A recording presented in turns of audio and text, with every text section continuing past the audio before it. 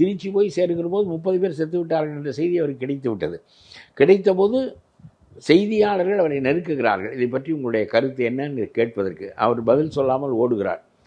அவருக்கு இப்பொழுது என்ன செய்வது என்று புரியவில்லை. அவர் இயல்பிலேயே அரசியல் பலம் உடையவரும் இல்லை, அரசியல் கணத்தை தாங்கக்கூடிய ஆளும் இல்லை. ஆகவே அவருக்கு இனிமேல் அவருடைய ஆட்களை எல்லாம் சந்தித்து அவர்களை கலந்து பேசி என்ன பேசினால் பாதுகாப்பாக இருக்கும் என்று கருதி பேச வேண்டிய கட்டத்தில் இருப்பவர் அவர்.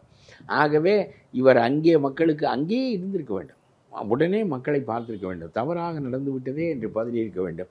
என்ன செய்ய வேண்டுமோ அந்த நேரத்துக்கு தன்னால் ஆவதை செய்து பிறகு மற்றவற்றை செய்யலாம். இவர் அந்த இடத்தை விட்டு ஓடியதும், திருச்சியை விட்டு தாண்டி விண்ணூர்தியில் ஏறுவதற்கு முயல்வதும், பிறகு 30 மணி நேரம் காணாமல் போவதும், பிறகு மறுபடியும் உட்கார்ந்து யோசித்து என்ன சொன்னால் பாதுகாப்பாக இருக்கும் என்று கருதி பேசுவதும் எல்லாம் இது ஒரு நல்ல முறையில்லை. நான் சொல்லுகிறேன், தவறு நடந்து விட்டது. உங்களை மீறி, போலீஸை மீறி நடக்கிறது. உங்களுடைய ஆர்வத்தினால் என்னுடைய கருத்து இதில் போலீஸோ மற்றவர்களோ இல்லை. நீங்கள் ஒரு சினிமா மனிதர், உங்களுடைய சினிமா பிம்பம் ரொம்ப பெரியது. நயன்தாரா வந்தாலும் இது நடக்கும். என்னுடைய கருத்து, நயன்தாராவை கொண்டு வந்து திடீரென்று வருகிறார் என்று சொன்னால் ஊர் இதே மாதிரி தரணும்.